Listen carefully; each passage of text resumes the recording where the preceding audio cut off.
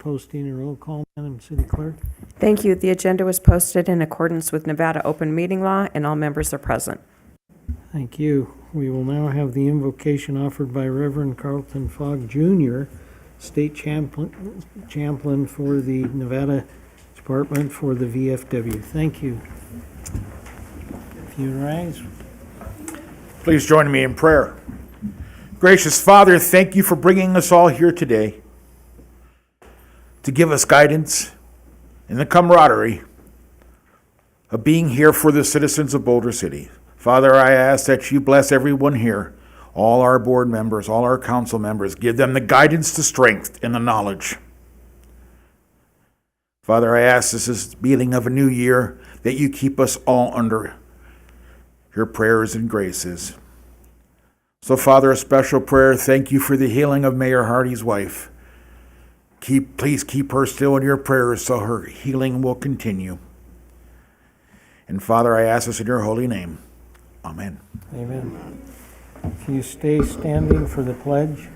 I pledge allegiance to the flag of the United States of America and to the republic for which it stands, one nation, under God, indivisible, with liberty and justice for all.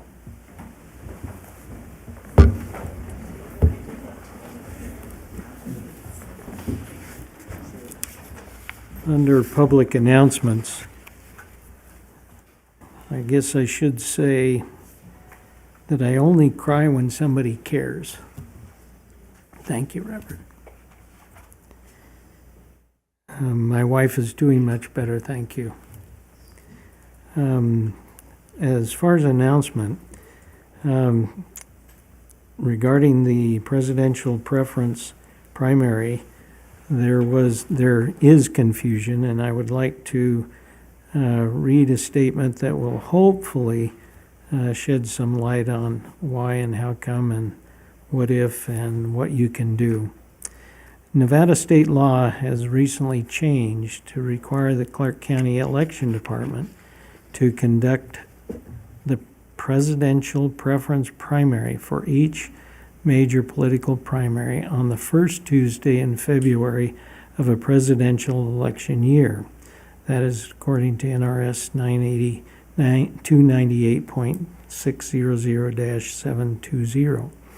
The city featured information regarding the presidential preference primary in the January utility mailer sent to all customers in Boulder City. Since that time, it has come to our attention that the Nevada Republican Party has chosen to run a traditional caucus process on February 8th, 2024. The Nevada Democratic Party has chosen to utilize the presidential preference primary. The city and the Clark County Election Department do not have a role in political parties, policies, rules, or decisions. We recommend reaching out to the political parties directly with any questions about caucuses or the role of this presidential primary election in their presidential candidate nominating process. The phone numbers for the Nevada Republican Party are 702-820-4700 and 702-586-2000, and their website is www.nevadagop.org.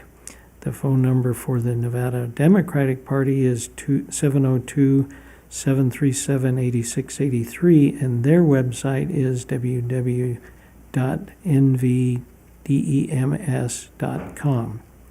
For information about the 2024 presidential preference primary, known as PPP, early voting, election day information in Boulder City can be found at the Clark County Election Department's website, available at https://www.clarkcountynv.gov and individual political parties. Thank you. We will now open the meeting up for public comment. Anyone who would like to say anything is more than welcome to come to the podium and address the group here. or if they are going to call in, they can do that by calling 702-589-9629.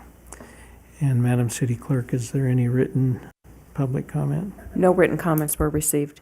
Thank you.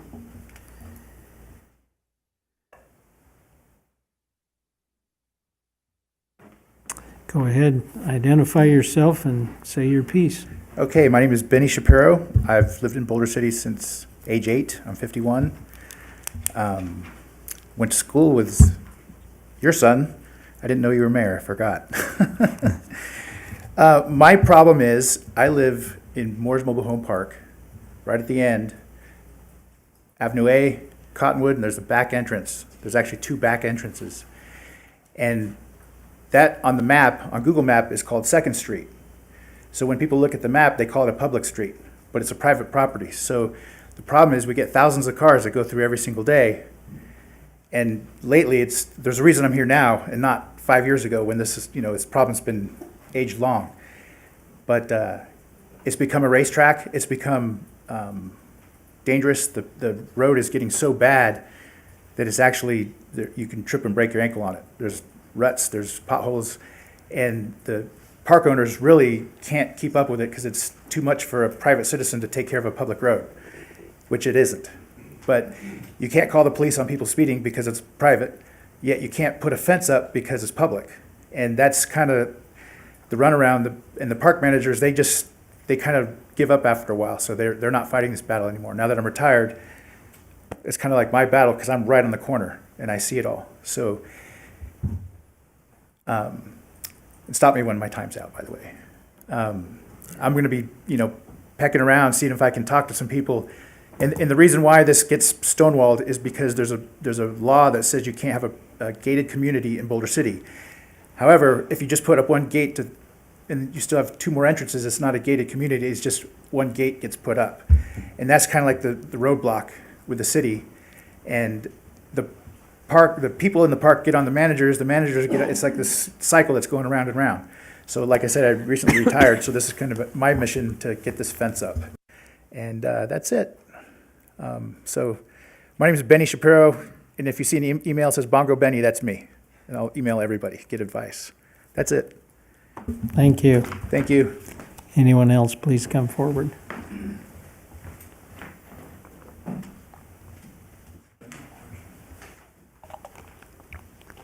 Go ahead. This is public comment. On the agenda. Question for the city council. Only if it's on the agenda. So this is public comment if it's on the agenda. It's not on the agenda. There's public comment at the end of the meeting then. Appreciate it, thank you. Anyone else want to have public comment? We will now move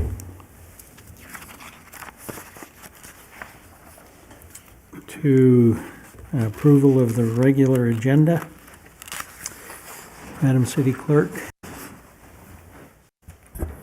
Yes, thank you. Due to some of the support staff not being able to attend the meeting tonight, I'm requesting that item number 11 be removed from the agenda and brought forward at a later meeting. Is there a motion to approve the regular agenda with the taking off number 11? I move to approve the regular agenda with removing number 11. Is there a second? Second. Any discussion? All those in favor say aye. Aye. Thank you, it's unanimous. We now move to approval of the consent agenda. Is there a motion to approve the consent agenda? I move to approve the consent agenda. Second. It's moved and seconded to approve the consent agenda. Thank you very much. And we'll move to the regular agenda. We have to vote. Did you call for the vote on that? All in And I favor missed it. say aye. Aye. Any opposed say no. Thank you. And we'll move to the regular agenda number 6, which is a presentation, proclamation presented to Roger Hall for his 46 years of dedicated service in the Parks and Recreation Directorship, which he just retired from in January. And we will move to up here and we will have a photo op and a short speech or speeches will come down there.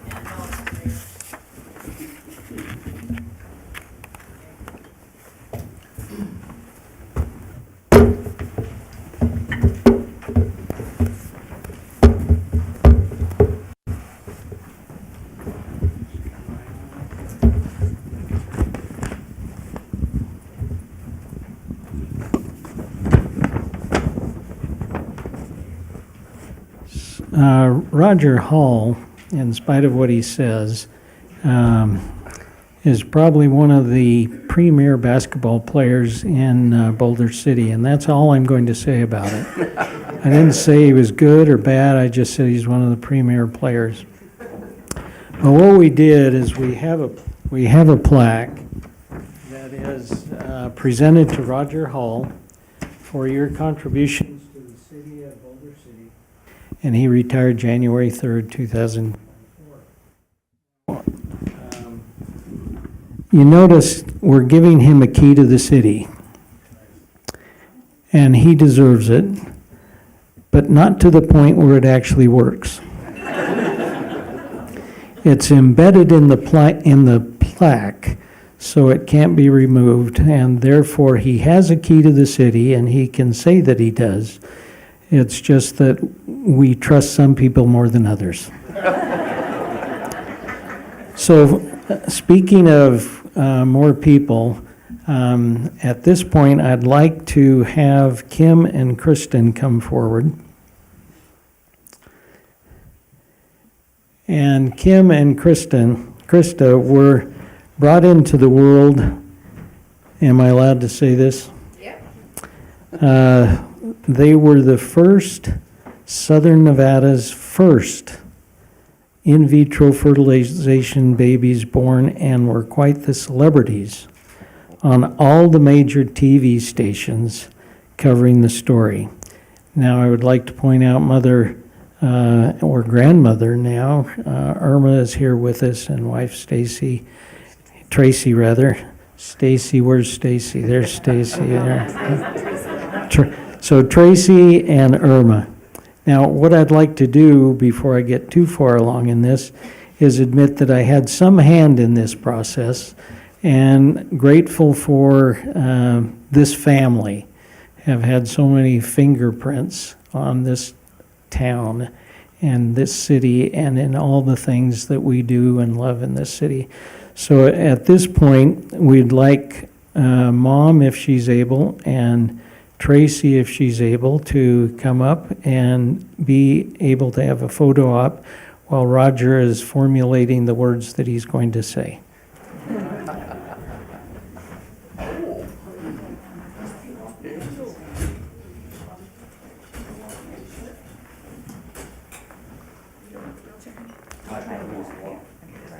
She can walk. Just slow down, just slow. You're right here. You're right next to your son. So we're now going to have Roger Hall have the microphone, and if you all could make this sign if he goes too long. You got her? Thank you, Mr. Mayor, members of City Council, city staff, and my staff in the back right there, and my friends. It's been a great honor and privilege to be Parks and Recreation Director for 46 years for the city of Boulder City. We have a great team of directors, great city staff, and we make things happen. For a small town, we do a lot of things. Many people don't realize that. We have a great team, and I want to thank you all for all your support over the years in making this town what it is today. A great town. People want to come here and live here, and it's because of you. Thank you so much.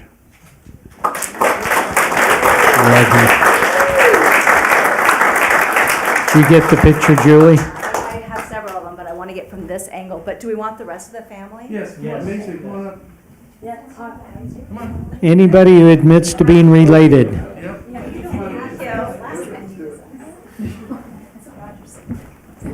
Picture is a photo op.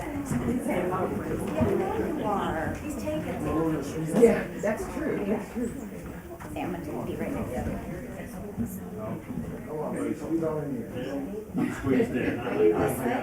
All right, you guys ready? Everybody try to look nice. Say Roger. Roger. All right, you ready? Thank you very much. One, two, cheese. Cheese. Thank you.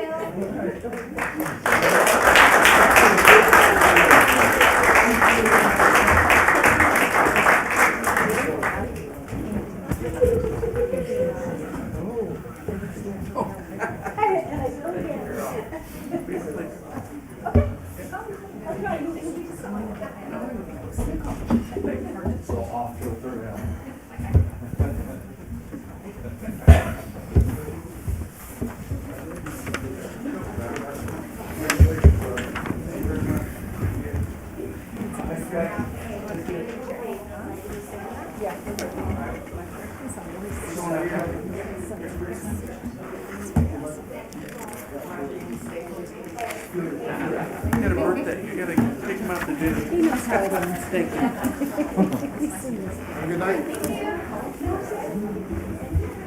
Thank you, guys. Thank you. Thank you. And it is the twins' birthday, by the way, if I hadn't said that. 40th year. Thank you. Thank you guys for taking care of Dad. Oh, or the other way.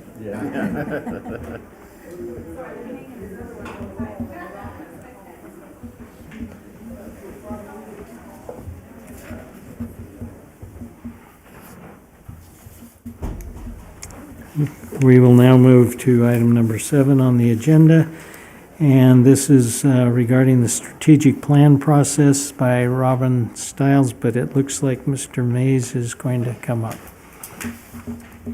Good evening, Mayor Hardy, members of the City Council. So, communities adopt strategic plans as a way to set broad goals for the community with public input so that over a span of multiple years, the council, the staff, and the community overall has a focus on the goals that they want to accomplish. Typically, strategic plans have measurable, actionable goals tied to them. And during the past 4 years, this community has worked on completing the goals that were set out in the 2025 strategic plan. That has now been accomplished, and so it's the opportunity to look at creating a new plan for the future. Emergent Method was hired to help the community go through that process. And Dr. Robin Stiles, the managing director with Emergent Method, is here to provide the council a presentation and is looking for your direction and input in the process.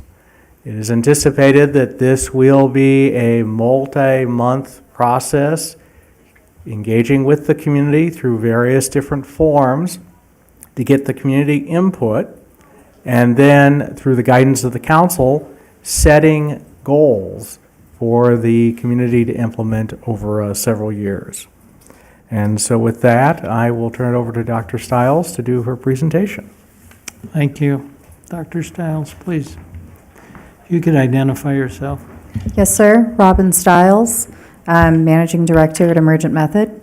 Good evening. I'm thrilled to be with you, Mayor and members of City Council. As Michael shared, this is our opportunity to introduce a process to you that is meant to be a multi-month process, allowing for really robust feedback from the folks throughout the city to make sure that the strategic plan is representative of their priorities as well as the guidance that's issued by you with their input into that. At this point, I'll provide a little bit of background on myself and our organization, as well as an overview of the process and what we anticipate. As Michael mentioned, though, I look forward to your feedback on ways that we can make sure that this process both meets your needs and expectations as well as those of the residents that you serve.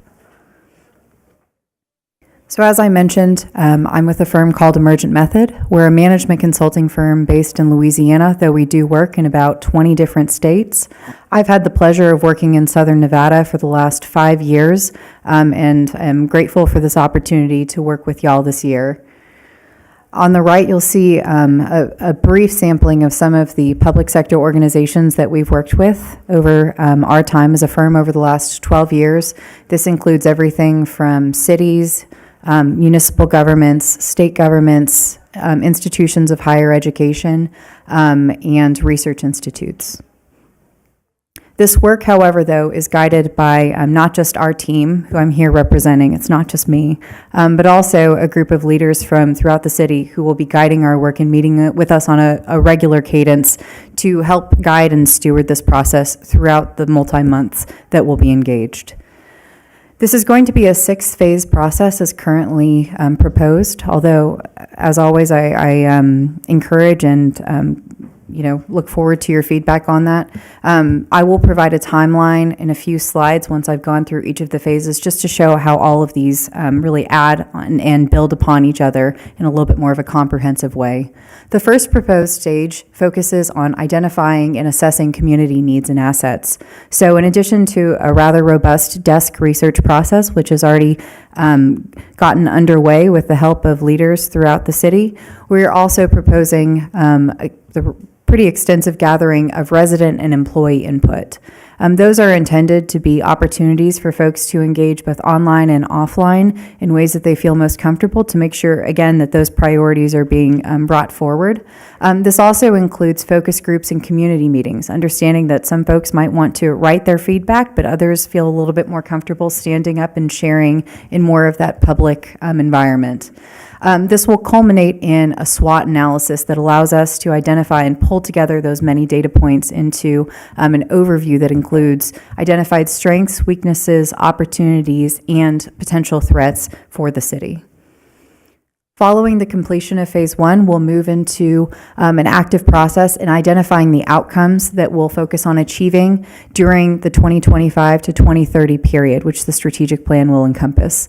That will include building upon that SWOT analysis that I mentioned in phase 1 with an outcome summary, as well as a very extensive strategic planning workshop that will engage you and community leaders, allowing you to better understand the feedback that was gathered through residents and then respond to it and provide guidance on the directions and the more salient points and opportunities that you see for the city. This will also include a council presentation. You'll notice that throughout many of the phases, there is a focus on providing an update in a more formalized format, like as this one, allowing for the council to receive a more formal report in addition to inputs throughout this process. Following phase 2, we'll focus on metric selection. So this is intended to make sure that that strategic plan, as Michael mentioned, has measurable goals attached to it. So we know that there is traditional merit to setting a goal, but there also needs to be a metric to make sure that that goal is achieved over the time period. This is where there will be discussions, and we look forward to your input and guidance on the appropriate metrics to make sure that you have those metrics available to guide this process in the implementation. Following that, there also will be an intentional discussion of identification of ways to more broadly generate revenue. And so we know that the diversity of revenue generation is a key component to the success of the city in the long term. And so this is an intentional phase that's set apart from even that prior one, that's focused on identifying potential partners as well as revenue streams to be able to diversify and ensure the city's long-term fiscal health. At that point, we'll move into the development of a strategic plan, which is truly the culmination of the prior 4 phases. I know I've mentioned reporting throughout each of the prior phases, but the strategic plan will be the culmination. We approach strategic planning in a way that focuses on making sure that they are actionable. At the end of the day, a plan is only useful if it is something that can be used in the day-to-day to guide the strategy and direction of the organizations. And so that will be the focus as we draft that strategic plan. There will also be a formal presentation to council at that point of the draft plan, although, again, we we look forward and anticipate your feedback and guidance throughout, leading up to the creation of that draft plan. Then finally, we will, based on your feedback and the feedback of others, we will then finalize and move into the launch of the strategic plan. I know that I've just talked about 6 different kind of individual phases. If it's helpful, this is also an overview of what this would look like from a calendar perspective. So as you can see here, we did create and start with a kickoff with the Strategic Planning Steering Committee that will be guiding this work, which took place in January. We are moving forward with the needs assessment and the desk research. This plan is ultimately intended and scheduled to wrap up in July, giving us a little bit of wiggle room as we head into the fall. Additionally, I wanted to pull out the first phase, which is focused on community needs and assets. So based on this structure, we propose that the next few months will really be focused on engaging with residents and providing them really diverse opportunities to provide input. As I mentioned, we know that not everybody wants to give feedback in the same manner. So while some might prefer written feedback and the chance to be a little bit more contemplative, others might prefer to be in a group setting where they might be with their neighbors, their colleagues, their friends, and having a conversation about some of the questions or the issues that we might pose. This provides an overview of a little bit more of a diverse way to make sure that folks are being engaged. So we're right there in the chartreuse box in the January section with this council presentation, which is an overview of our project. And we anticipate moving into beginning to gather resident input and employee input starting in February, guided by the Strategic Planning Steering Committee. We will then move into a little bit more intentional focus groups and community meetings in March, with, again, that SWOT analysis taking place in April.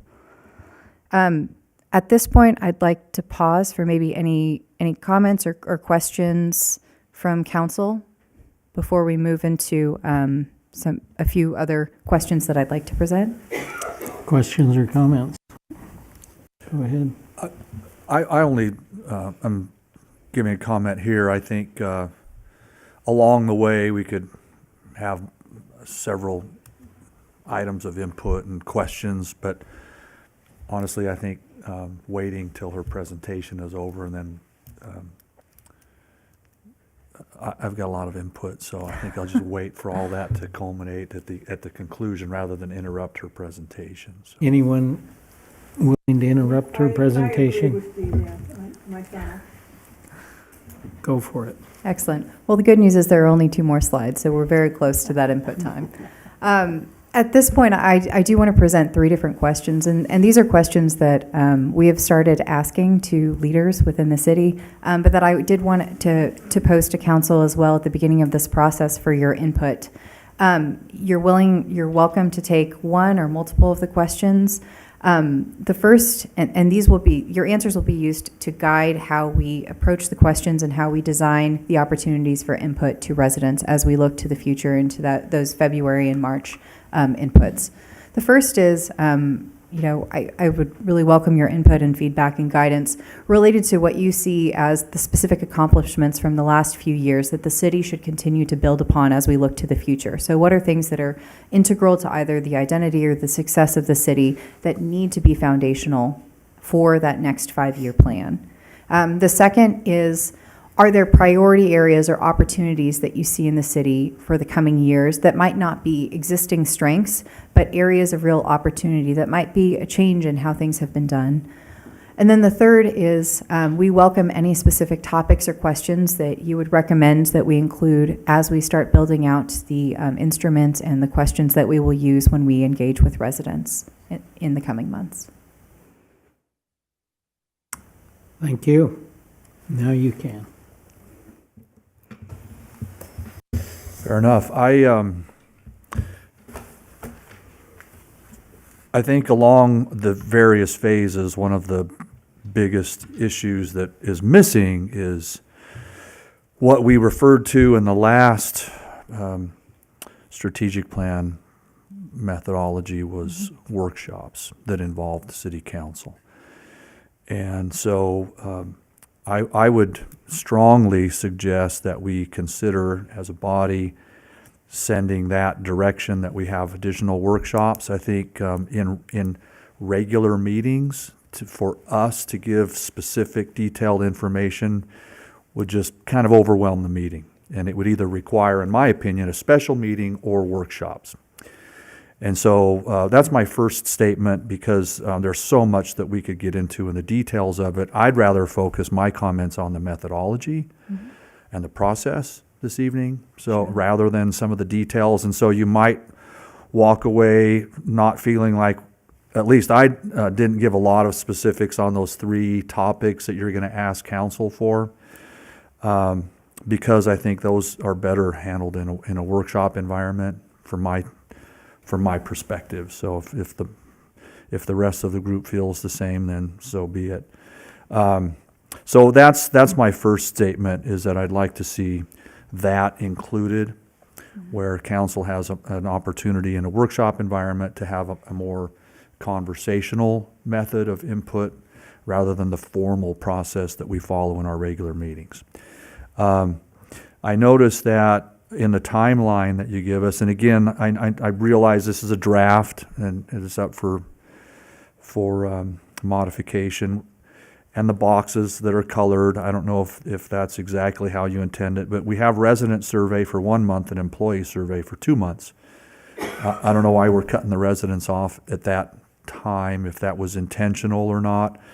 I'd rather see that open. As long as we're receiving input, I'd rather see both resident and employee input open in whatever format we do, whether it's online input, in-person input, written at a council meeting, however we receive that, so that we have the amount of time necessary to hear from the residents. I think as they provide input and then it's published out, we might mature some of those thoughts and receive greater feedback from other residents who are reading what their neighbors are saying, just kind of like what you referred to. So I'd like to see that opened, expanded just a little bit more. And I'm glad you included the employee surveys in this, because employees have, in many cases, 2 perspectives, both employee as well as resident. And they see a lot of the nuances that maybe some of the residents don't see because they're not on the inside, if you will. So I appreciate that, and I'd love to enhance that as much as we can. Focus groups and community meetings, again, in that workshop environment, for my 2 cents.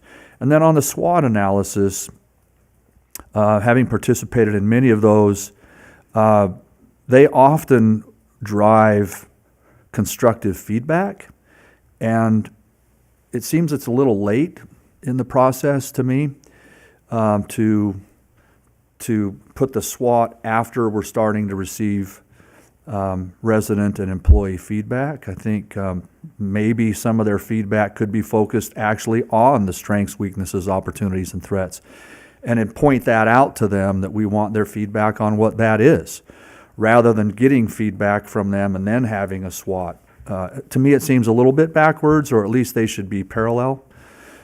So I'd like to consider that as part of the process. I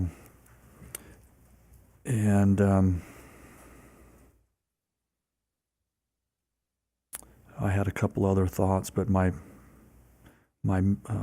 notes are not flowing for me right now, Mayor. So I'll take a break and let somebody else chime in and reserve a spot for later. All right. Councilwoman?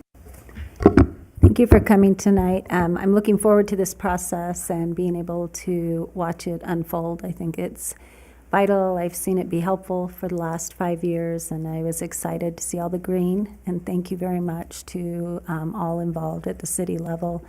And it all started at this process.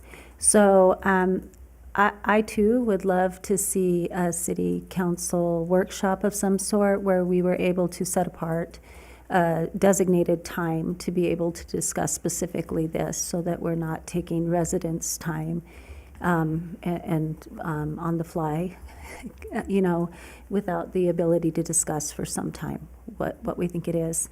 As far as the focus groups go, I see they're a little later.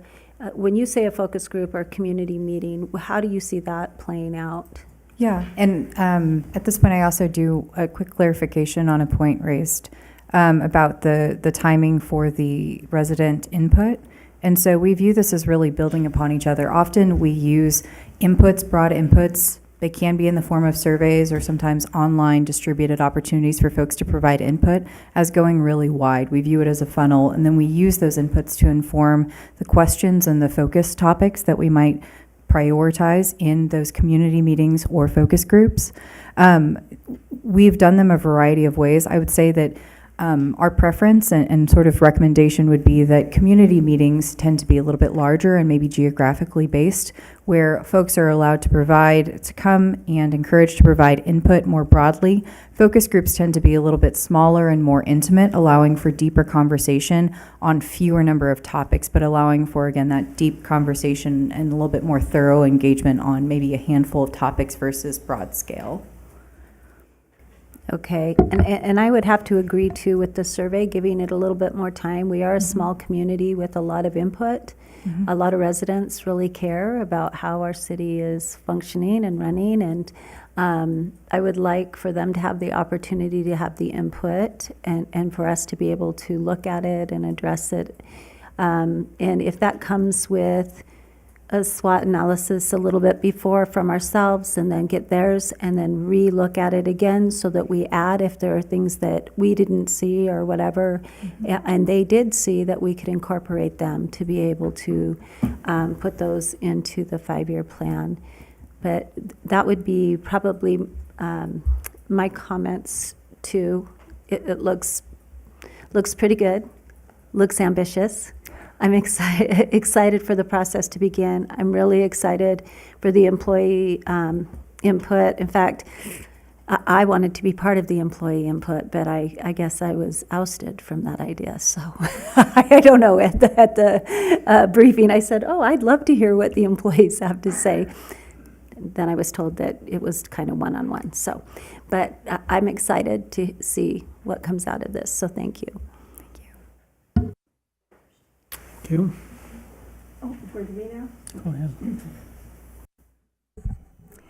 One of the things I'd like to see in this, I don't know if you've ever done this before, but we have young people coming out of the high school, maybe go to like the seniors at the high school and get their input to see what a young people would perceive for our future, because they're going to be part of our future. So I would really like to see something done at the high school level with the seniors.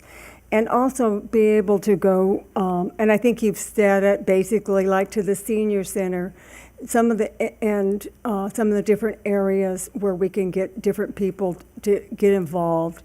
I think that's important, and that's what I'm really looking for, is their feedback before I really form an opinion, because sometimes I think I have a great idea, and then when I listen to everybody else, mine's kind of way down here. So I'm really looking forward to that feedback from the community. And so however we can best get that, and I think the more opportunities we have available to our citizens, like going to the senior center, going to one of the schools, and going to our young people to find out what they're looking for. I think that would be best serving for our community. So that's what I have. Okay. Yeah, I also like the idea of the workshop. I think that'd be a great idea. And then what we can do to bring in more visitors here, the cross promotions with the local businesses, Lake Mead and historic downtown, whatever we can do to drive more people coming in, and then support the town. That's it for me. Thank you. So I guess I would think somewhat more concrete. The method, I think, is wise, looking at those focus groups, the surveys, and the workshops. We've benefited from workshops, and we know the advantage we have when we get everybody in a room and we say, do you want a short-term rental or not a short-term rental, and we get people who participate. So we know that that level of engagement is good, and we want that kind of engagement to increase. I guess what I'm getting at is where are we at with parking, where are we at with energy, where are we at with paving roads, where are we at with the medical world. We have an aging population, we have a decreasing population in the schools.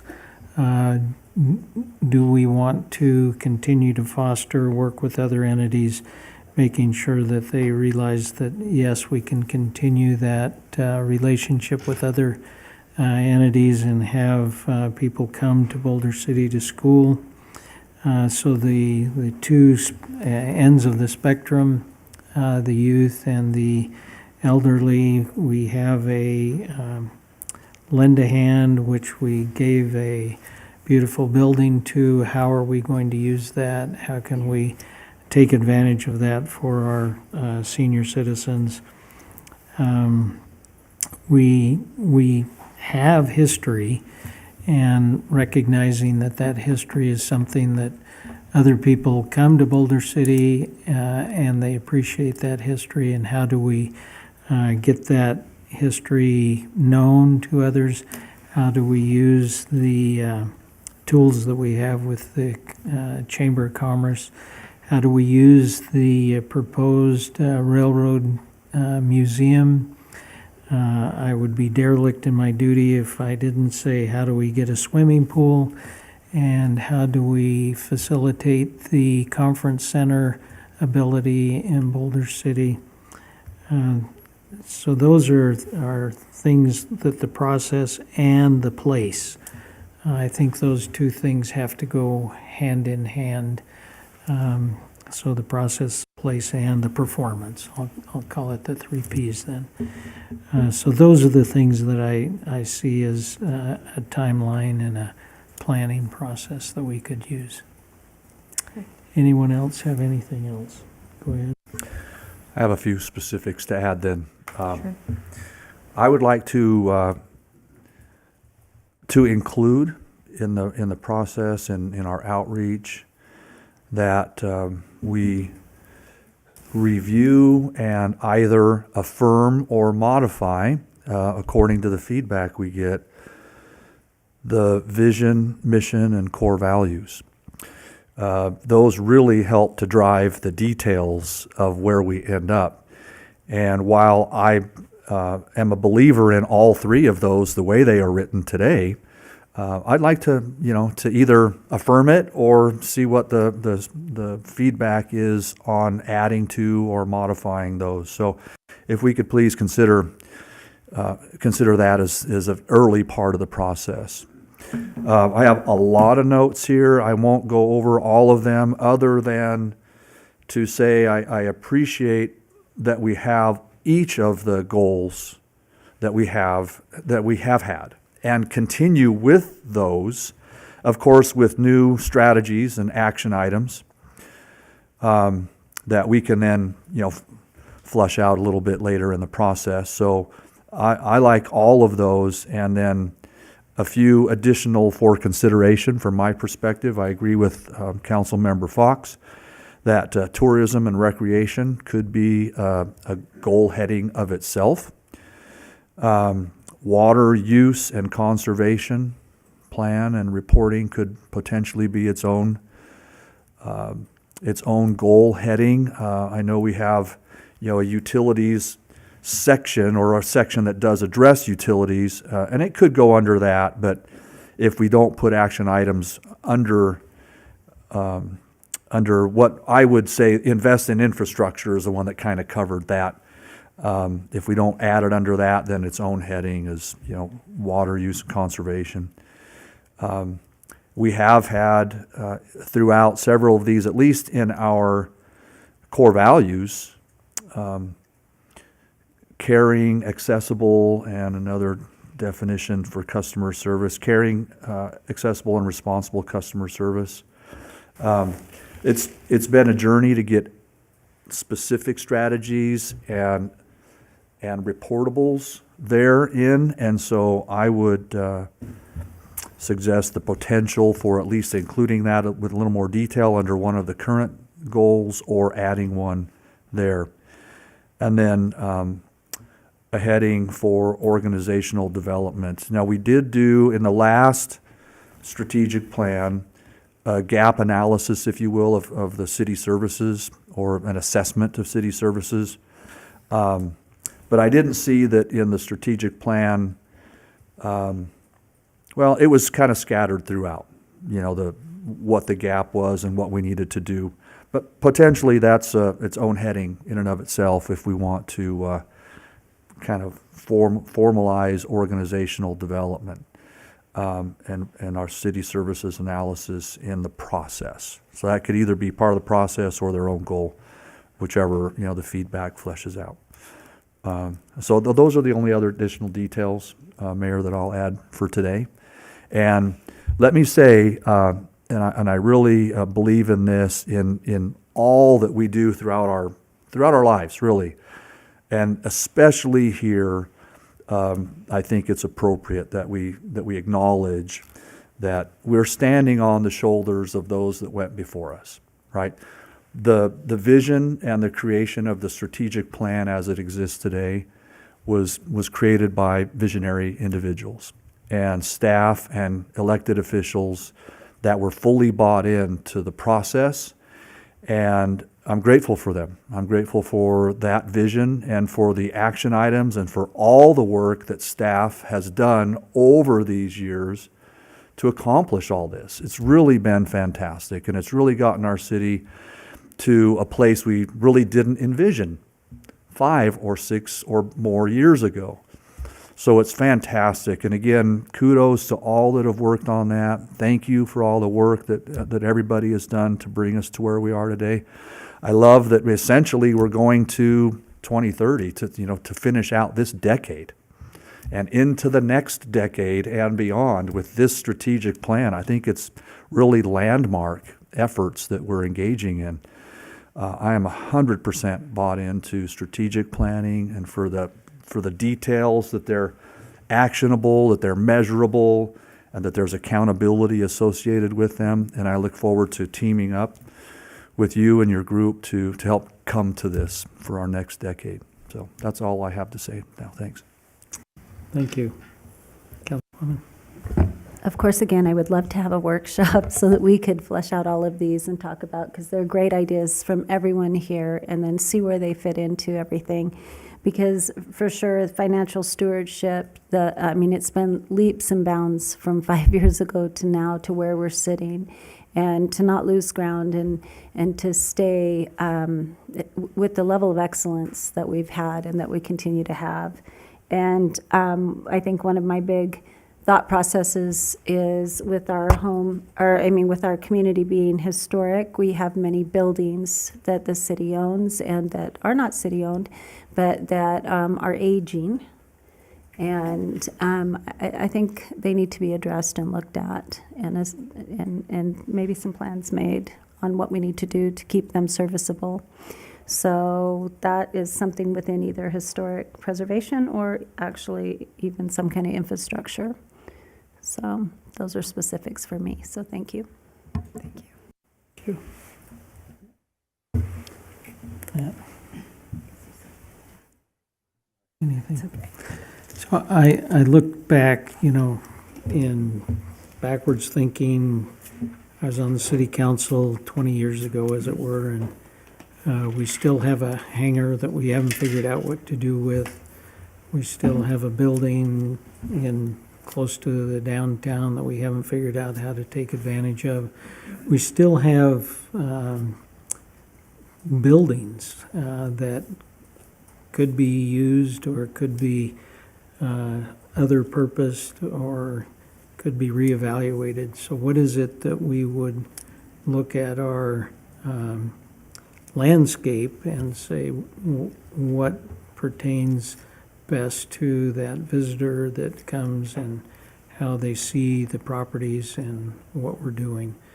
I think realistically we're going to hear comments, and we want to hear comments with those workshops, and everybody has an opinion in Boulder City, and we love that. And so if we give the forum for that, that's what we do. So, I've participated in forums where we say, what do you want to do? And we have 32 different options, and we give everybody a dot, and they go up and put it on the poster. This is old school. And then we have, a visual of, what people want. And so there are different tools that you folks are aware of that we can see visually what the people do and want, as well as through words. And that's all I have. I don't know if anybody else has anything else. So do you have enough to go on? I do. Thank you for your input, and I look forward to working with you over the coming months. All right, thank you. So does anyone else have anything they would like to say? If not, we'll move to item number 8. Our Director of Finance, Cynthia Sneed, will give us a very short annual update. Yes, it will be. Good evening, Mayor and City Council members. Cynthia Sneed, your Finance Director, and I'm here to talk about one of my very favorite subjects, which is the fantastic Finance Department. So, there we go. So an overview of the department is we are 15 employees strong, and we are divided into 5 different divisions. We've got the accounting division, the budget division, purchasing, contracts, and utility billing. So the accounting division includes accounts receivable, accounts payable, payroll, and financial reporting. So accounts receivable includes the invoicing that we do for the airport hangars and other payments that are due to the city. Accounts payable includes all the payments that the city makes out to suppliers and contractors. And payroll is, payroll. And financial reporting includes our annual comprehensive financial report and other required reporting that we have. So accounts receivable, we process over 3,000 bills, or we have 3,000 accounts that, 266 accounts each month, so we're billing 3,200 every year. And accounts payable, we pay out 7,800 invoices annually. Payroll is for all 320 employees, paid every 2 weeks, 26 times per year. And financial reporting, we reconcile and maintain the city's general ledger of over 8,000 accounts. We also go through the audit that ends up producing that annual comprehensive financial report we talked about at length previously. Okay, our budget division includes preparing the budget and monitoring compliance with state and federal requirements, research and analysis. And one of our most important, in my opinion, is the budget monitoring that we do. So we meet with the departments individually on a regular, recurring basis to monitor the budget. And also then prepare and monitoring that 5-year capital improvement plan that'll be up here in just a few minutes. So some highlights and accomplishments of the budget division. Managed the upgrade of Munis, which is our financial system. We went through a major upgrade recently, and that was coordinated through budget. We implemented an e-procurement process that integrates our financial system with Amazon. It was kind of a big deal. We created a new application process, or new application for police officers to reflect the new statutory requirements. And we worked with utility billing to go paperless for the balancing process. We made it much more streamlined, a real efficiency thing for us. We prepared the annual budget for the current year that we're in and the current capital improvement program. Purchasing, one of my favorite things, shopping. It includes purchasing, so actual procurement for all the city, and the expense contracts, risk management, and insurance claims, and the grants and grant coordination, which is all very important to the almost free money. Okay, so in purchasing, we completed 23 formal solicitations, or RFPs, which request for proposals is what that stands for. And that saved over $3 million in indirect costs to do that. We wrote, negotiated, and administered 265 contracts. In the risk management area, we completed 17 claims and 11 subrogation actions, which allowed us to recover $86,000 back to the city. In the contracts and real estate area, that includes land sales and land leases, revenue contracts, research and analysis, transparency initiatives, and many special projects. So I don't know if you can read that, it's kind of small, but this goes into some detail about what happens in that area. It includes publications and the publications that we have out on the website that we really take pride in with the transparency efforts that we're doing. And you will see, based on, and we got a new one going out tomorrow, our financial plan. But anyway, we're very proud of all the transparency efforts that come across through there. And utility billing. We have about 8,200 accounts. And so every month we're doing the meter reading, preparing the bills, receiving the payments. And this unit also does the business licensing of about 1,900 active business licenses. And they also serve as the city cashier, taking payments for all kinds of reasons. Okay, a little bit more detail on the utility side.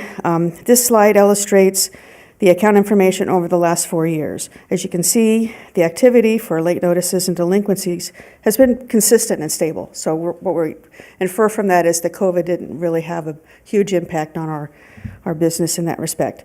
Where some impact did occur because of COVID was the shutoffs. You'll notice in 2021 there were 0 shutoffs to assist people that were having issues. Okay, so for reporting, last time we talked at length about the ACFR, so we won't go into too much detail about that, but we now do that in-house, which is kind of a big deal. And on to our awards. So I want to share the awards that the Finance Department's achieved. These awards are presented by the Government Finance Officers Association, lovingly called GFOA, and their mission is to encourage the improvement of financial reporting and transparency. So these awards they're good for 1 year because it's based on a particular annual report. The first one is the Certificate of Achievement, and this is for the CAFR. We did receive that again. And similarly, for the budget document, we received the Distinguished Budget Presentation Award. We did submit the most recent budget and for review, and we believe that it meets all the criteria to be awarded that again this year. And then the PAFR Award, which is the Popular Annual Financial Report. Again, we won that last year, and we expect that the one we just submitted a couple weeks ago will meet the same criteria for the next one. So all of that put together, those 3 awards, it enabled us to win the Triple Crown Award, which is really not to be redundant, but that's like the crowning effort here. So it is a designation when a single entity receives all of those prestigious awards. We did achieve that last year, but they were for the reports from 2022, and we believe that we will meet all the criteria to receive that again. So with that, any questions? Questions? Go ahead. I'm sorry. You mentioned that in the budget that you have the NRS laws that pertain to the police department. What is that? Why would there be some laws that would be just for the police department in budgeting? I'm going to let Angela explain that to you. Okay. So the budget team also manages Munis, which is also part of the application process. And there's a new NRS that changed the police applications. So that's what we helped create. Okay. Cool. Thank you. Mm-hmm.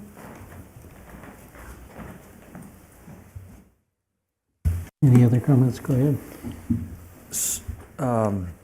You said in the purchasing division, in completing the 23 formal solicitations, RFPs, that saved $3.7 million in indirect costs. I'm wondering how going out to RFP saved us $3.7 million. By that competitive process, the outcome, or desired outcome and usual outcome is a savings to the city. So instead of just going and selecting one particular contractor or vendor, we do the competitive process and it saves us money. So those are in either goods or services, and then comparing and choosing the best one, which, you know, the cost is a part of that decision-making.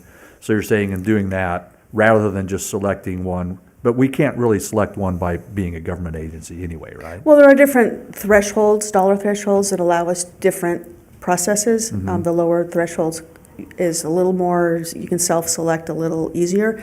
But for those higher dollars, where there is the bigger savings to be had, those go through a formal process.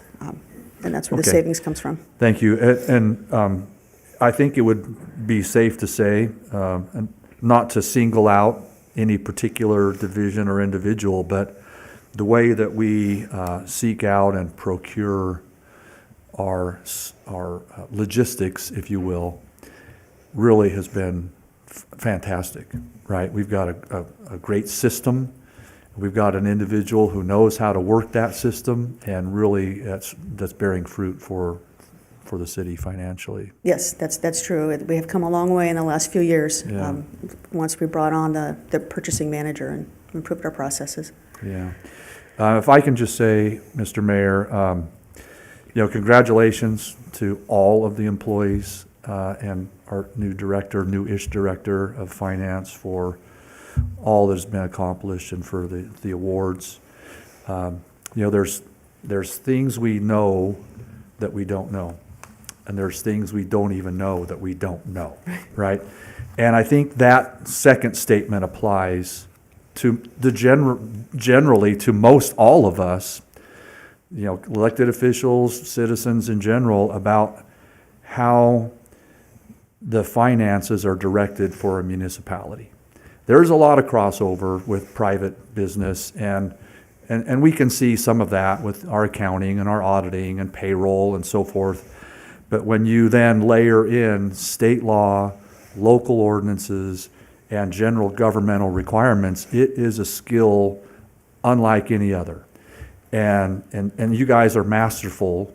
You guys, I say that generally, you and your team are masterful at working within those guidelines and maximizing all that we can do legally, and seeking grant funds to, you know, get additional funds to the city that can help us, you know, achieve more for less, if you will.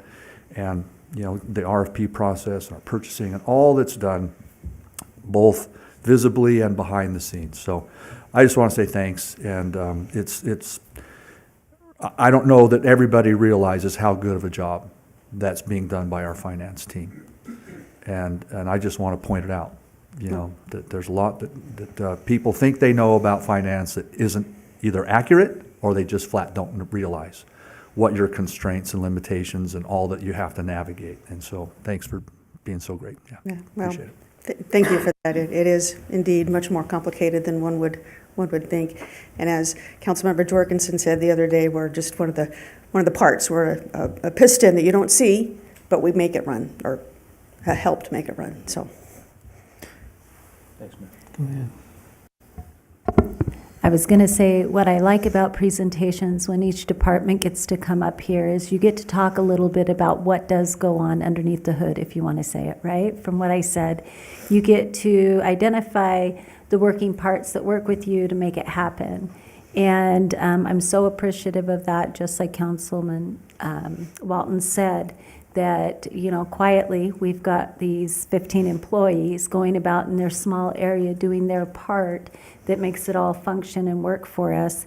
And I don't know if he pointed out for my benefit that we don't know what we don't know, but I know that many times when I've gone through this process for the last couple of years that I've come to a number of you and said, this doesn't look right to me, can you explain it? And when you explain it to me, from a city standpoint, you know, it's not my personal checkbook at home that just is flat and one-dimensional. There's many moving parts that you explain it in such a way that a average Joe is what I like to call myself probably, is able to understand it and realize what's going on. So I'm appreciative of that too, that though you have this knowledge and you're getting all of these awards, you're able to bring it down to the level in the books that explain it and make it transparent for our community to be able to understand it, which I greatly appreciate, and then one-on-one. So thank you very much.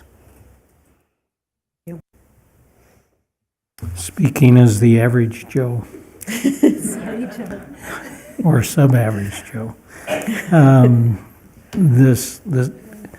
The transparency that you put through this short slideshow and presentation was masterfully done. And so I'm just looking for that 3.7, if that goes to my swimming pool or where that goes. But I will, that's for another day.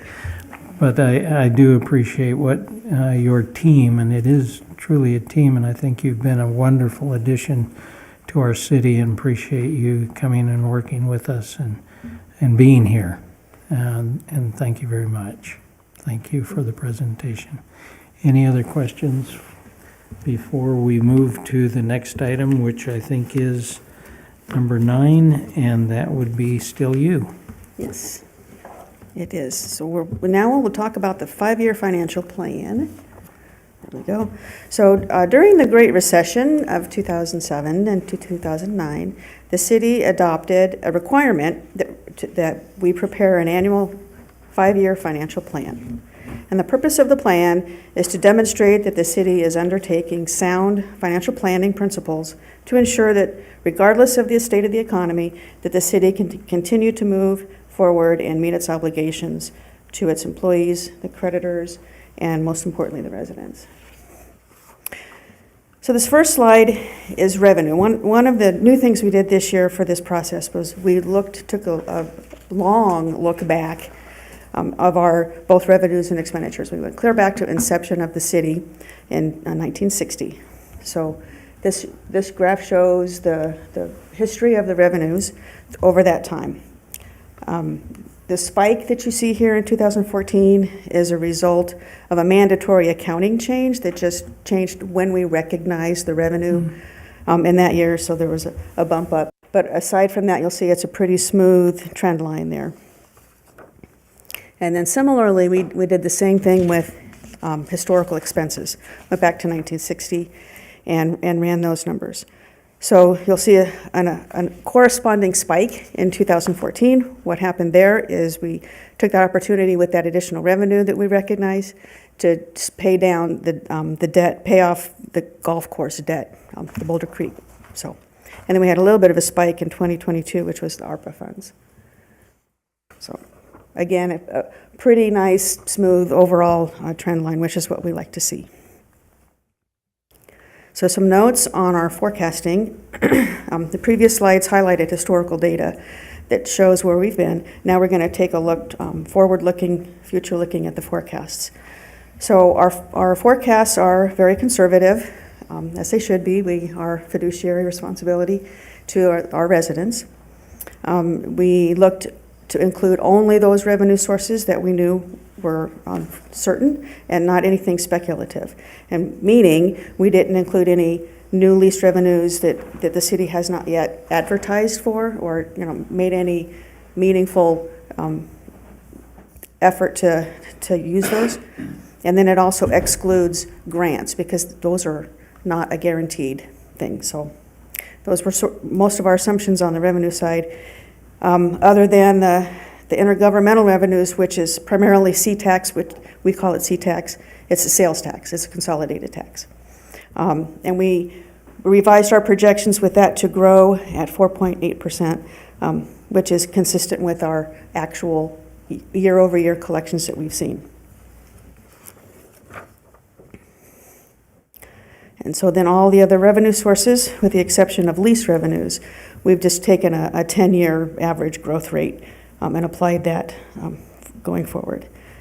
So for the known contractual items, we use the contracted increases that we know that we're gonna collect.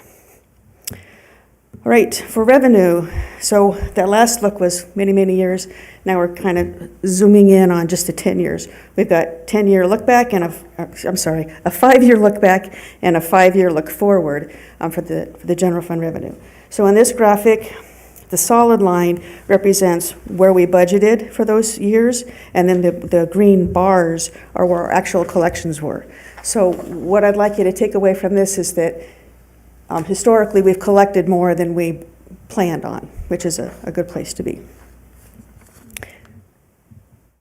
And then the dotted green line is our 5-year projection based on the assumptions we just talked about. Okay, on the expense side, similarly, we've got the 5-year look back and a 5-year look forward, so it's a 10-year span.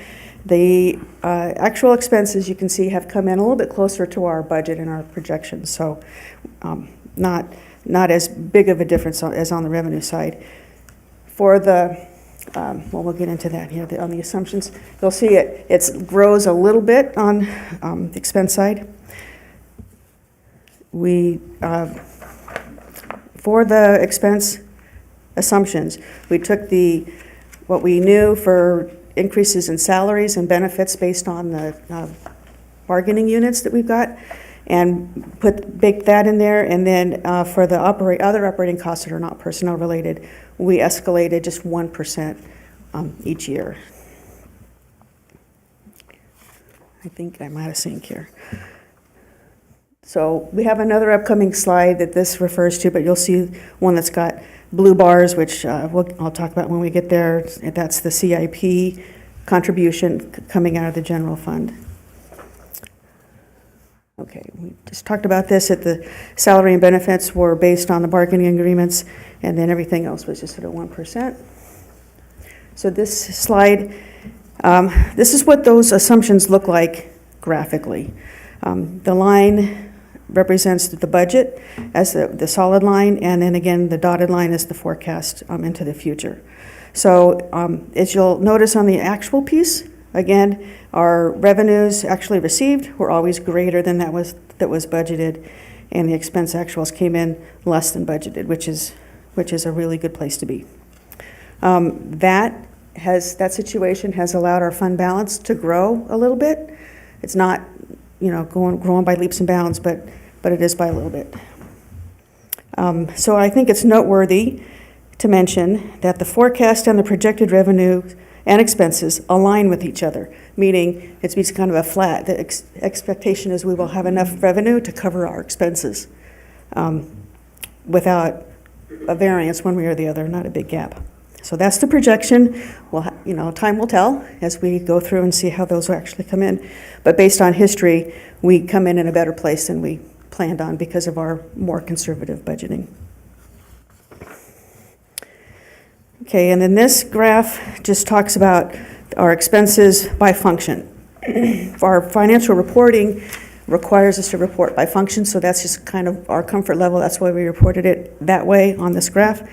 You'll see a little bit of a bump up in 2024, and that's due to the newly negotiated bargaining unit agreements, as well as some increase in the just general operating expenses.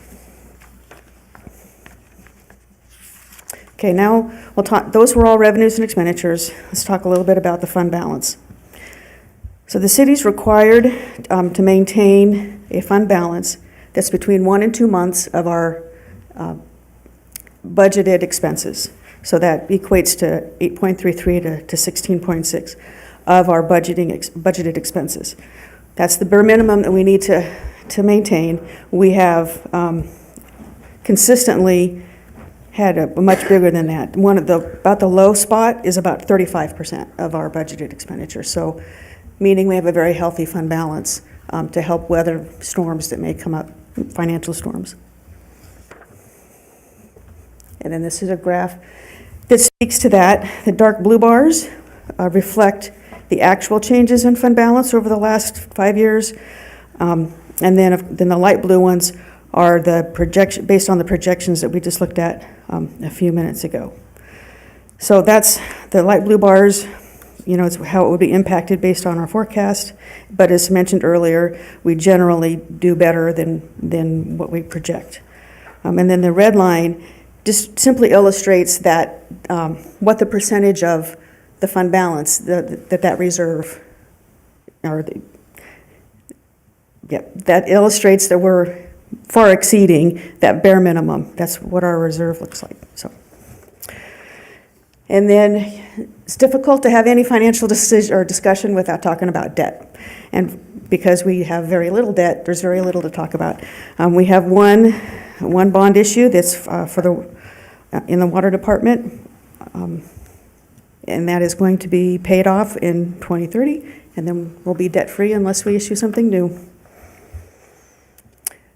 So that's that. In your packet, you'll see our pamphlet, brochure, whatever you want to call it, of the 5-year financial plan, and that will be published tomorrow onto the website as part of our transparency.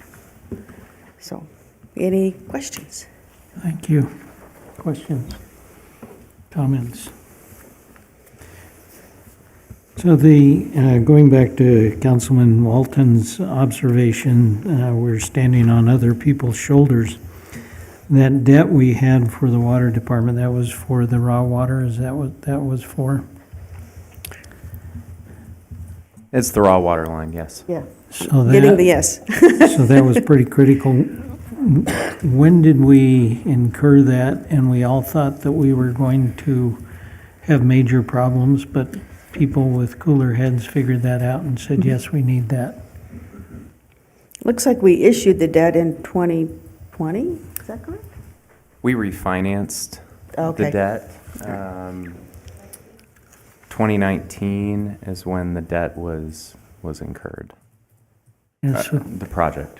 so we've done very well with that, looking at a very reasonable and rational thing to go into debt for.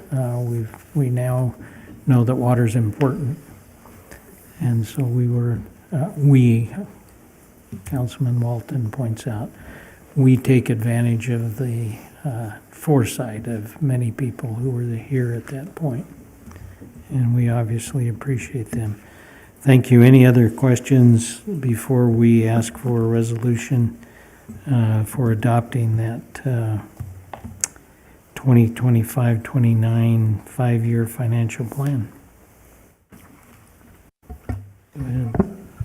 For the benefit of those who might be looking at page 167 and having some kind of concern, because as I did, right, of the fund balance going down consistently when it was going up, and now looking as it's going down, and noting that we do not go into debt typically for anything because we cannot without voter approval.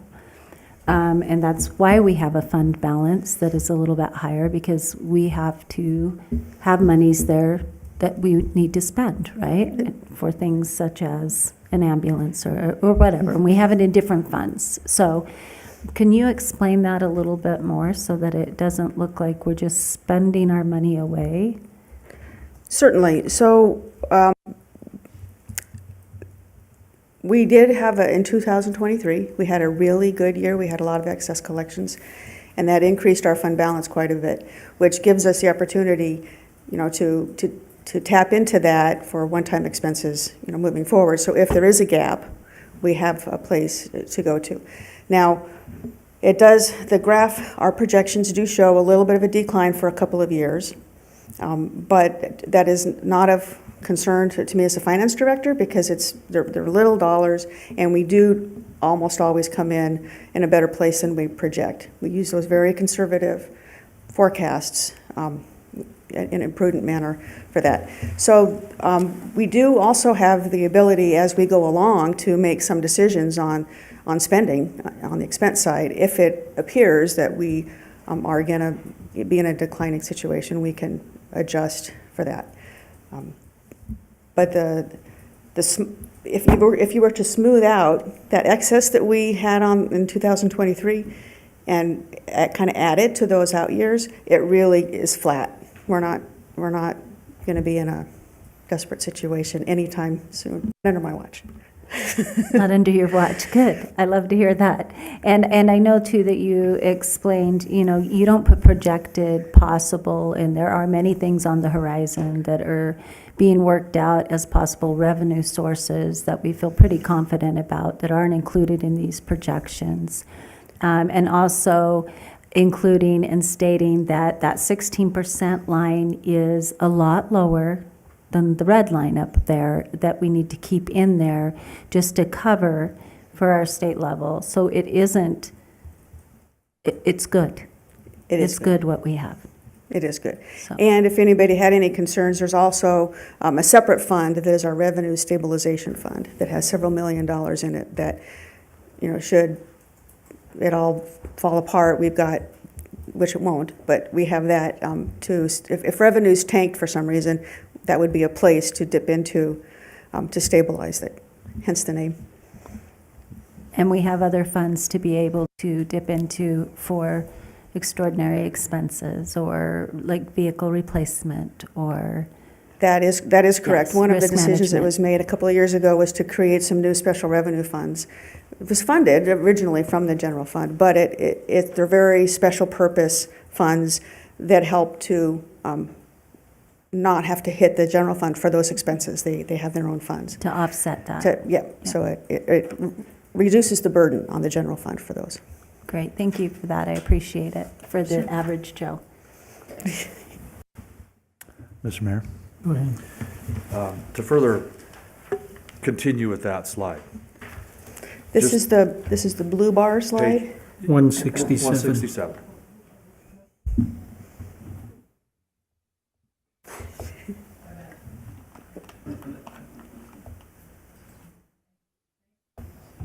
Sorry. I don't have the full As packet I for often you. say, this is one of those examples, Holly, where procrastination would have paid off. I think you're referring to Right this, there. this slide? Okay. Yeah, Great. thank you. Yes, uh-huh. Just to clarify, the reason the red line is going down is because our expected or anticipated expenditures are going down. And it's not because we're spending more money than we're saving and eventually we're going to run out. It's just the light blue lines indicate our anticipated expenses, and the red line indicates the percentage of the reserve that we will have according to those expenses. Is that an accurate statement? The blue bars represent the fund balance, the total fund balance. So of course, expenses are part of that, over time. That's kind of like your running balance in your checkbook. So it's the fund balance over those years.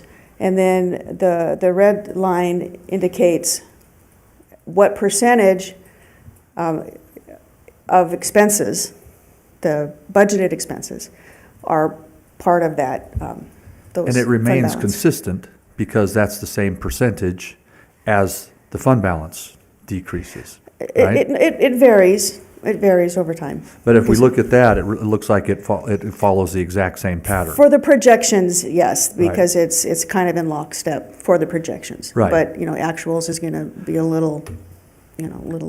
Well, as history Yeah. have proven, our actuals show that we generally earn more than we project and Yes. spend close to or maybe a little less than we project, as Right. our conservative practices, Correct. show. I just wanted to clarify that we're not digging ourselves into a hole, and in '29 we're going to find ourselves behind the power curve. It's just that this is just how that pattern goes, and they both go together. Yes, Okay, thanks. yes.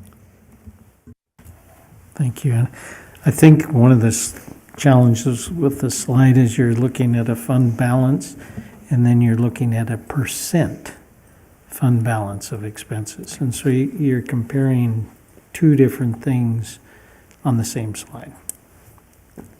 They are related, but, Right. it's different axes with different things going on. Any other questions, comments? Thank you. And that brings us to, we've received the presentation. Resolution 7744 is a resolution adopting thus the 5-year financial plan of the city of Boulder City. Do I have a motion? I'll move to approve Resolution 7744. I'll second that. Moved and seconded. Any discussion? All those in favor say aye. Aye. Any opposed say no. It's been passed unanimously. Thank you. Appreciate it. That's neat. We'll move to number 10, and the team is coming back up. And Angela Meninen is going to present as the budget manager. I am. And we have a PowerPoint to go over our tentative 5-year CIP. So starting just with the timeline for the capital improvement plan, it starts all the way back in August with lots of staff meetings and staff input. And then we meet with the Utility Advisory Committee, so they have an opportunity to also give us their input. We met with council on November 28th, and the day after that, we had our resident workshop. What we're presenting today incorporates any changes since then, which are just different quotes we've received. And so if tentatively approved tonight, you will not see this again until you adopt the budget in May. So since we last met, the changes, like I said earlier, are we received some additional quotes on some of our projects. These changes increased our CIP by $623,000. 3 of the changes were 3 water conservation projects that we were waiting on quotes for that we originally had in the CIP for $1. They're now $260,000. We also received quotes for 3 different police projects. One of them was a new project for radios for $120,000. This was originally going to be put in operating, but the radios were more expensive than we originally thought they would be. We also received new quotes on golf course equipment. The new 5-year plan includes 82 projects with a combined cost of $122 million. And the fiscal year 25 CIP plan has 47 projects with a combined cost of just under $24.7 million. This is the funding sources of the 5-year plan. And as you can see, the largest funding source is outside funding of 36%, which is $43.6 million. Of that, 29.8 is coming from the Federal Aviation Association, so that's supporting our airport. We also have 8.3 million coming from RTC, which supports our roads, and 5.3 coming from the Regional Flood Control, which helps supports storm drains and things like that. The enterprise funds support our 27% of the funding, and that's $32.5 million in 5 years, and of that, 22.7 million is all electric. The voter approved fund is 25%, which is $30.1 million, and that currently includes the sale of Track 350. And then the governmental is 7%, or $8.1 million, and of that, only $2.59 million is acquisitions and improvements, which is the transfer in from the general fund. That also includes the $1.4 million donation for the pool. So now looking at just the funding sources for fiscal year 25, the total is $24.6 million. And again, the largest funding source is coming from outside funding of $7.9 million. And of that, $5.1 million is coming from the Regional Flood Control. And it's going to support 2 different projects, one for Avenue I storm drain and also the Wells Drive levee. We have $1.6 million coming from RTC and $1.2 million coming from the Federal Aviation Association. Our enterprise funds are 30%, or $7.3 million, and of that, 5.7 is electric.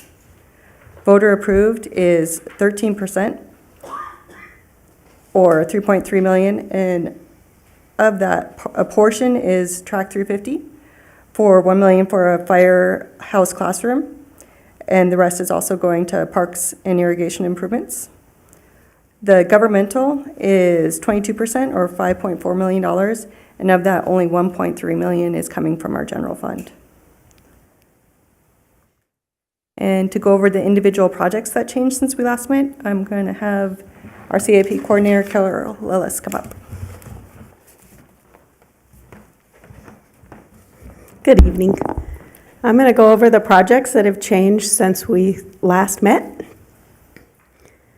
In the police projects, the upgrade portable police radios is the only new project that has been added since we met, and that's $120,000. As Angela said, it was originally going to be put in operating, and the cost came in considerably higher. The crowd protection barriers and the CAD RMS were both in our last plan, but we actually got quotes on those two. So the new total police is $705,000. The Boulder Creek projects, the first three were on the last meeting, they were $1 each, and we actually got quotes on those. Keep in mind that like the rehabilitation of the 3 ponds drain for water conservation at $50,000, that is preparing it to decide what we're gonna do where those ponds are. So that's one that we may have to address in the future. And then what we did on all of the golf course equipment, we just got new quotes and we updated those for fiscal year 25, and I added 5% each year for things in the next 4 years. And the same thing on the Muni golf course, any of the equipment projects, we increased those to the current bids, and then going out the following 4 years, I increased those 5% for inflation. And tonight, Can I interrupt you? of course, The pavilion restrooms, does that mean we're going to have restrooms in the pavilion? we are in the planning stage of that. So yes, we are looking at pavilion restrooms. So the $250,000 is for the planning or the implementation? No, we're going to start with the planning, but that would hopefully be the full cost. But that's actually a planning number. In other words, I don't have a set budget for it yet. And That's the then- process we're in right now. And if I could be so bold, is that something that's going to happen tomorrow or the next month? Is it going to happen in time for the State of the City? No. I may be able to pull out some porta potties, but that would be about it. All right, thank you. We'll know more of a timeline on that once we actually put it out to bid and figure out, like, especially the supply chain right now. All right, thank you. And of course, this is for fiscal year 25, so that would be July to June. So the funding will become available in July, unfortunately, and then we would be able to start the process. But Yeah. we know that's a top priority for everyone, and so we'll try to make that definitely a top priority. Thank you. Go ahead. Sorry for the interruption. Actually, I'm not sorry. No. So tonight, we are going to be requesting tentative approval, which will benefit going into the operating budget cycle. And just want to make sure to remind everybody that the CIP at bcnv.org email is checked on a daily basis. And also the digital budget book that is on our CIP website. And I have to say that I discussed at our last meeting about the community outreach, where people can go in and give us the opinions on CIP projects.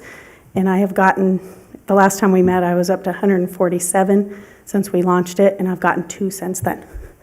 But I'm still happy, and that will keep on going. So there'll be ebbs and tides, but especially if we put something out there where we have a specific project. So Angela is going to come back up, and we'll answer any questions. So we have a virtual focus group.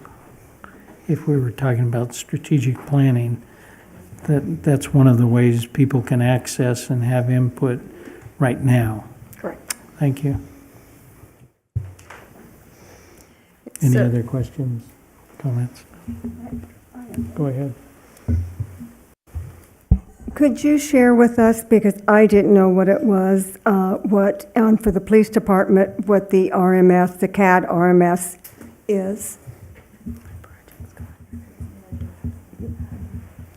I'm not going to describe it as well as either police or fire could.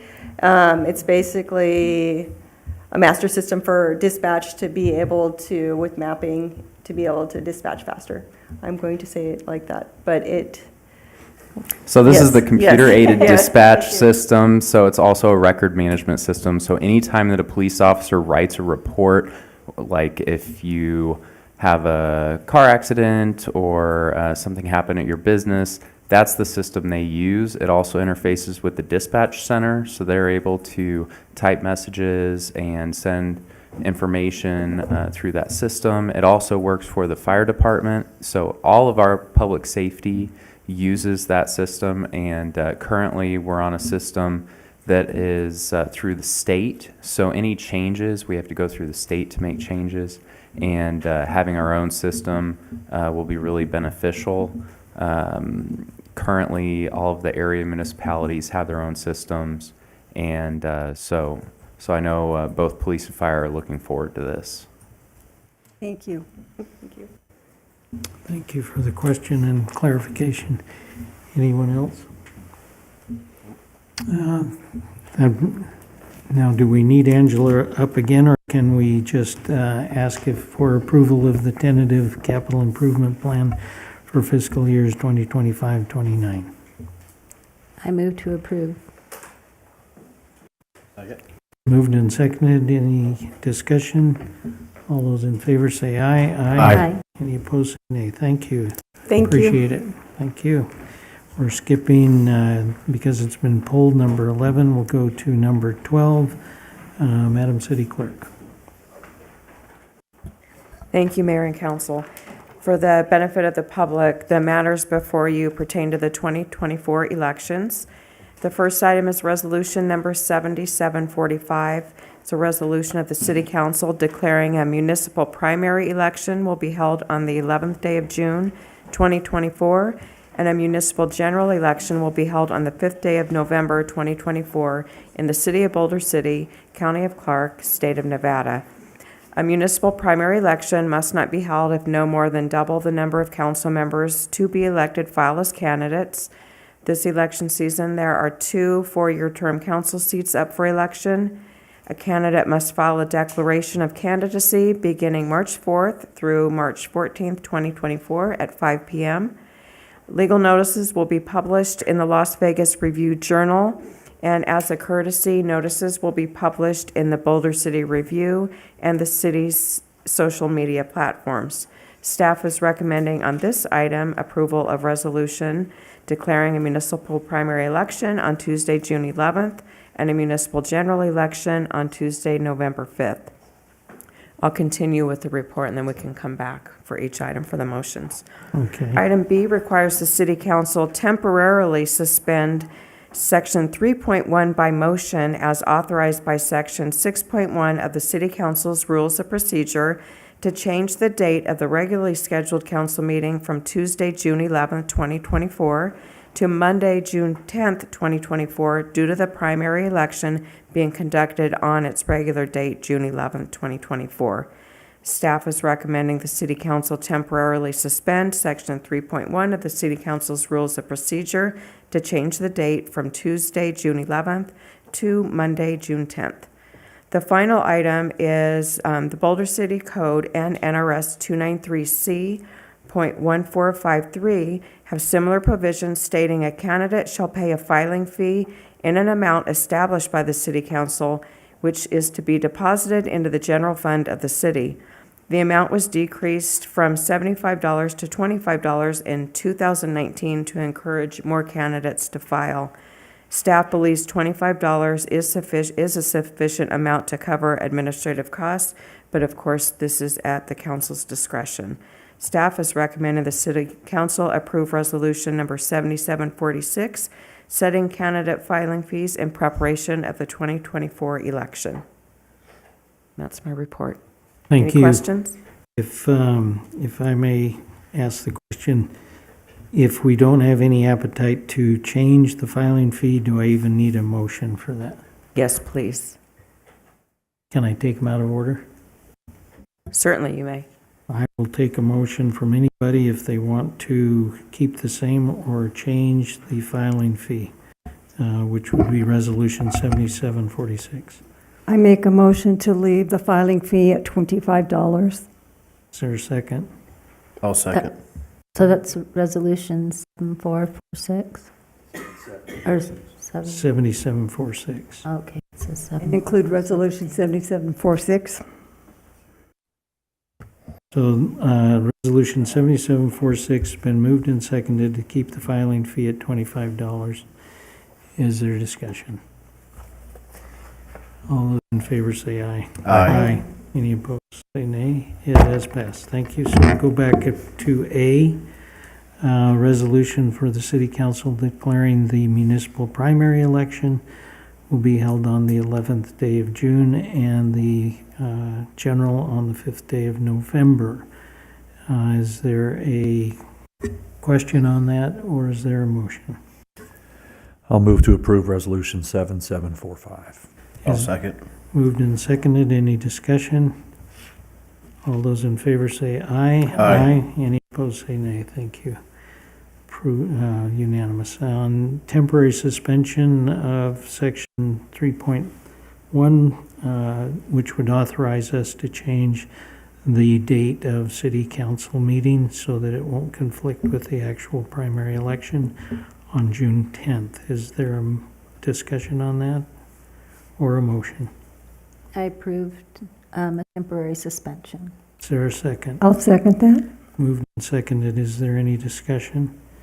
All those in favor say aye. Aye. Any opposed say nay. It has been passed. Thank you very much.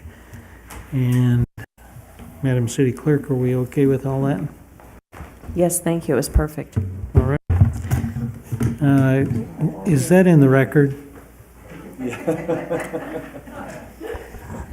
That's what I heard, right? It should be in the minutes that was perfect. City Manager's report. Go ahead, sir. Good evening, Mr. Mayor and council members. Tonight, item 13 is your claims paid report for the month of November. There's nothing of note in this report, but I'm happy to answer any questions. Any questions? See none. Thank you. I'll start with item 14 then. This is the financial report, and this is unaudited for the month of November 2023.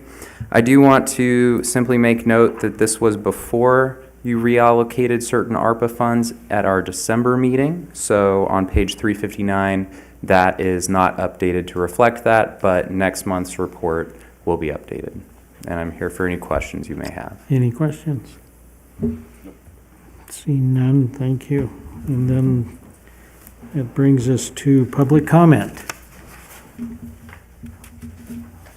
Have we had any written public comment? Now is your chance. No, but we had the gentleman who requested to come up earlier.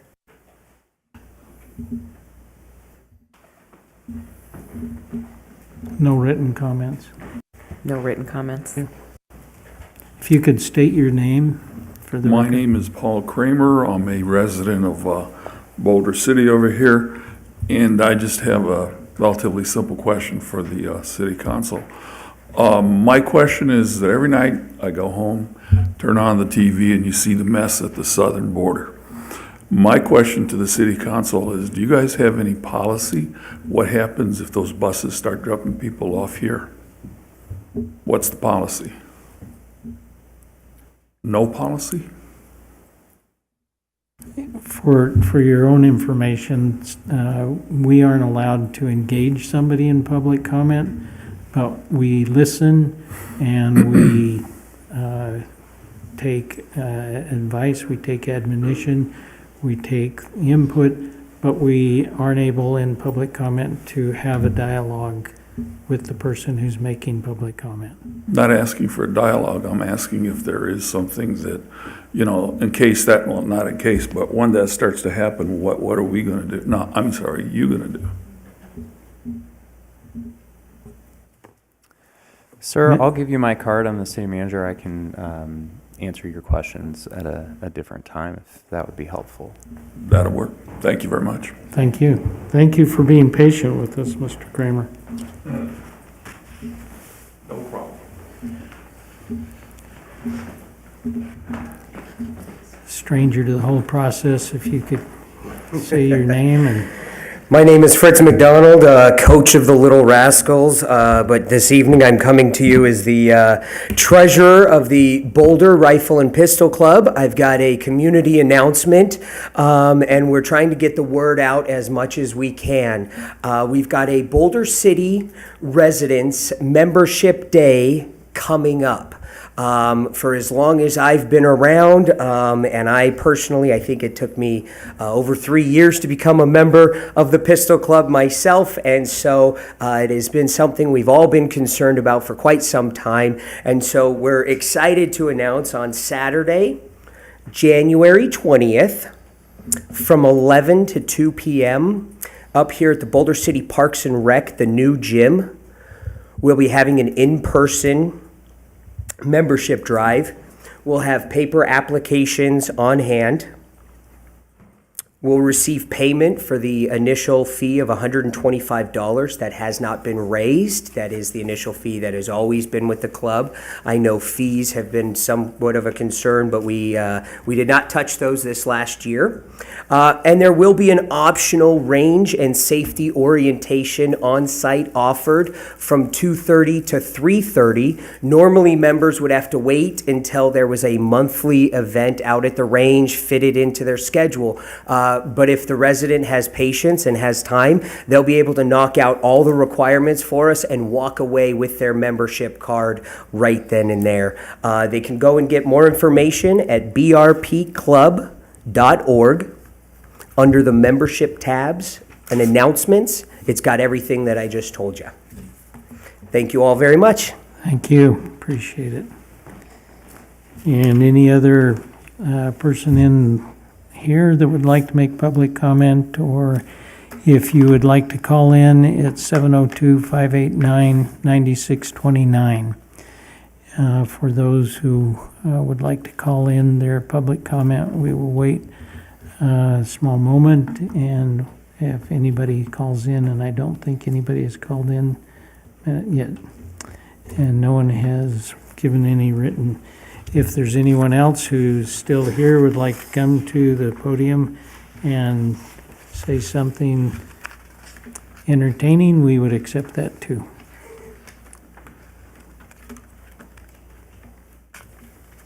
That was a pretty open door.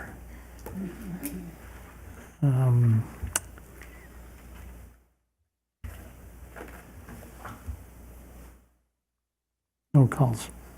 Okay, we will go to City Council report. We'll start with you. Well, I wanted to share one of my New Year's resolutions for the city of Boulder as a council person, and that is to resolve the issue with the pool and come up with a good, solid plan, and hopefully be able to move forward with a plan this year. So that's one of my New Year's resolutions, along with a couple of others, but I won't bore you with all of those. But that's all I have to report. Thank you. I got nothing to report. Thank you. Well, it was a nice little break that we had, but during the break, I had the opportunity to speak to the 5th grade field trip.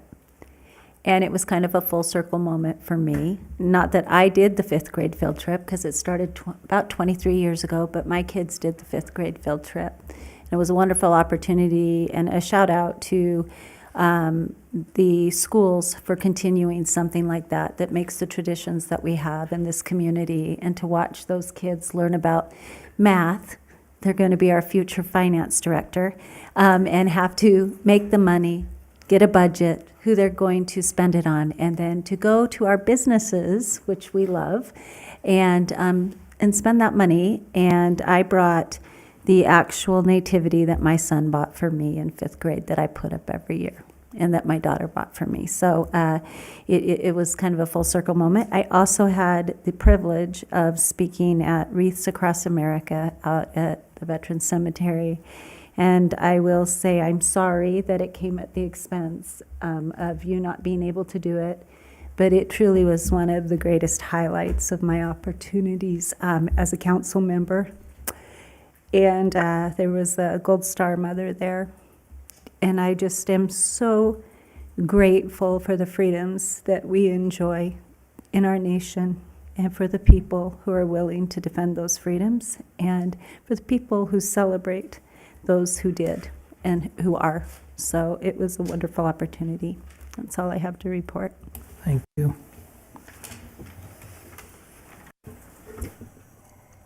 A couple things from my committee participation.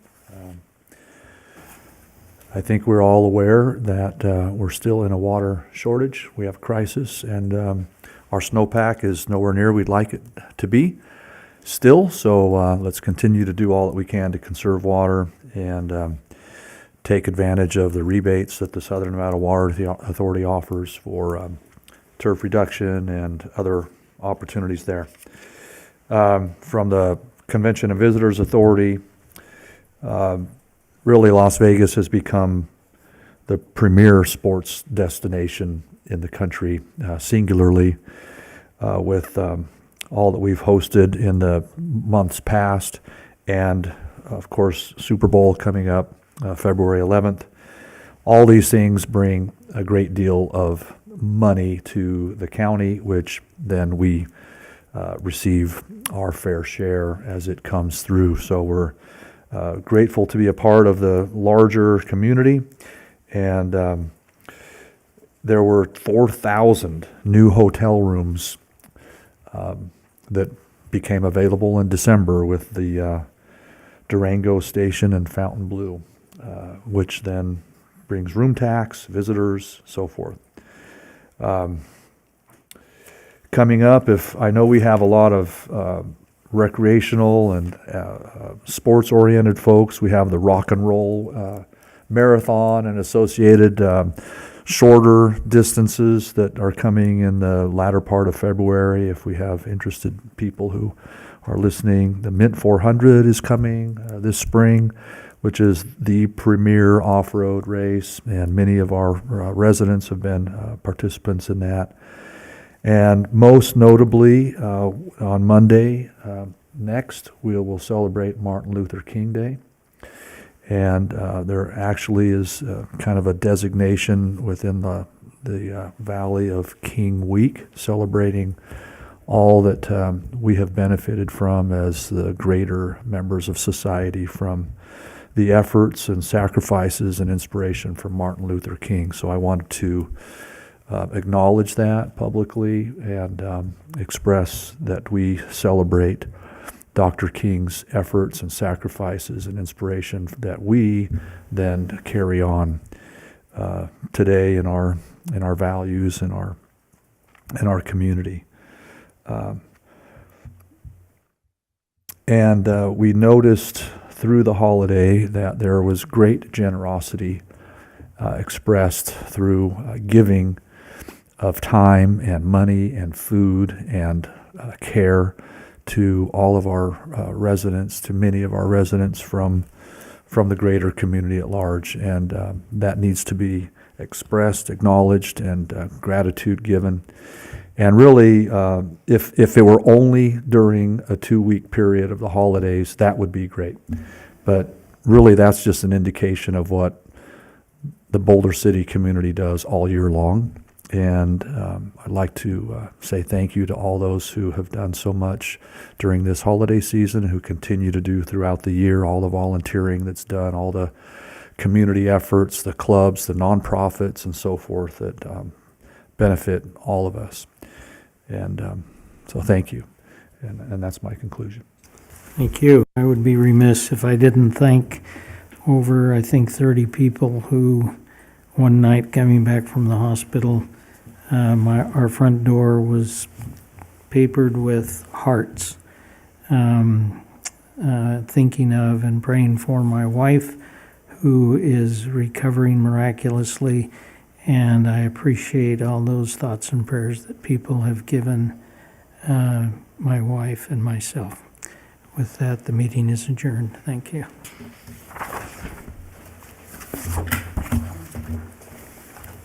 Almost started carrying. I know.